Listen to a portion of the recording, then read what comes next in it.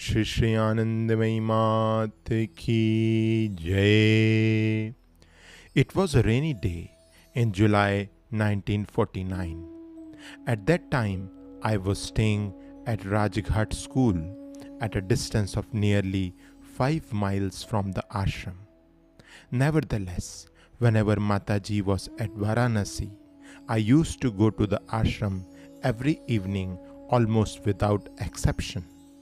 But on that muddy day, I had given up all hope of getting to Mataji. It had poured with rain for many hours, and the sky was still overcast with heavy black clouds. To venture out would have meant wading through mud and rain puddles for half a mile before I could get a convenience. If at all, a rickshaw-man could be persuaded to take me such a distance, and even then there was every probability of arriving at the ashram drenched to the skin and splashed with mud. But lo and behold, a visitor who lived in the ashram lane turned up in her car. Mataji is very gracious, I thought. When I have no chance to get to her, a car comes along. Without difficulty, I got a lift. When we passed through the chalk, the owner of the car stopped to make purchases. I availed myself of this opportunity to buy a garland. There was only one flower seller to be seen, and what he had was not at all to my taste. But in spite of this, something made me buy a garland. At the ashram, I found Mataji seated in her usual place in the hall with only a few ashramites sitting on either side of her.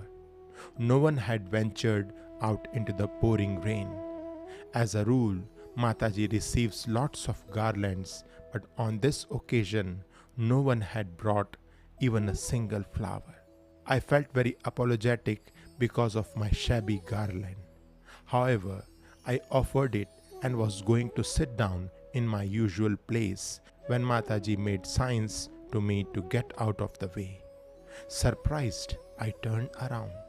Exactly opposite to Mataji, at the west end of the hall, I saw an emaciated old lady lying on her bedding that had been spread on the floor. She was very ill and had shifted to the ashram a few weeks ago, as she wished to die in Mataji's presence and in sight of the Ganga. It was obvious that her last hour had come. Her son was sitting close by her, chanting holy texts, while her daughter was attending to her. The dying woman had her rosary in her hand. She was hardly breathing, but evidently fully conscious. Mataji was watching her intently. Off and on, she would say with a loud voice, "Mother, are you doing japa?" The old lady could respond only by almost imperceptible gestures. Her daughter confirmed, yes, she was doing japa and listening to her son's chanting. Mataji suggested sprinkling some Ganga water on her chest, and a few drops of sacred liquid were instilled into her mouth with the help of a piece of cotton wool, since she was too weak to drink.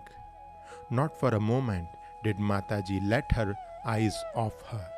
I was reminded of the sight of an eagle watching its prey from the air, ready to swoop down on it at the right moment. Suddenly, Mataji left her seat and walked straight to the dying woman.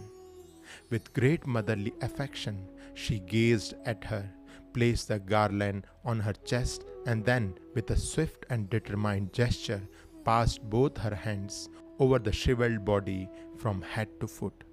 The end had come. It was unforgettable, a most impressive moment.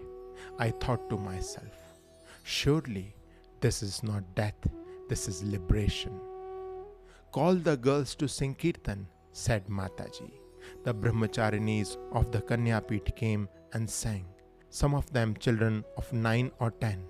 What a beautiful idea is to make children face death in this atmosphere of peace and serenity.